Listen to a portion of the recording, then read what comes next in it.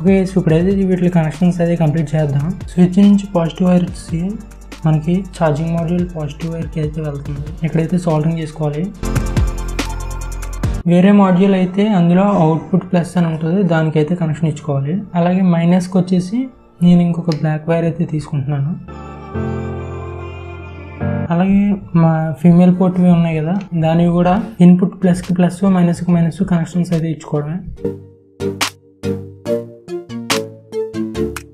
Connections అయితే complete అయ్యాయి. చూడండి, ఇక్కడ మైక్రో యూఎస్బీ ఫీమేల్ పోర్ట్ ఉంది కదా, ఇవి వచ్చి ఛార్జింగ్ మాడ్యూల్ ఇన్పుట్ లోకి వెళ్ళేవి, ప్లస్ కి ప్లస్ మైనస్ కి మైనస్. అలాగే బ్యాటరీ ప్లస్ వచ్చేసి డైరెక్ట్ ఛార్జింగ్ మాడ్యూల్ ప్లస్ కి అయితే వెళ్ళింది. అలాగే నెగిటివ్ అయితే బ్యాటరీది నెగిటివ్ కి అయితే వెళ్ళింది. తర్వాత నెగిటివ్ దగ్గర నుంచి ఒక బ్లాక్ వైర్ అయితే ఎక్స్ట్రా తీసుకున్నాను. వేరే ఛార్జింగ్ మాడ్యూల్ కి ఏమైనా ఉంటుంది అంటే అవుట్పుట్ ప్లస్ మైనస్ అని ఉంటుంది, అక్కడ బ్లాక్ వైర్ మీ ఇష్టం, ఏదో ఒకటి మైనస్ వైర్ అయితే ఒకటి తీసుకోవాలి. అలాగే అవుట్పుట్ ప్లస్ అని ఉంటుంది, అక్కడ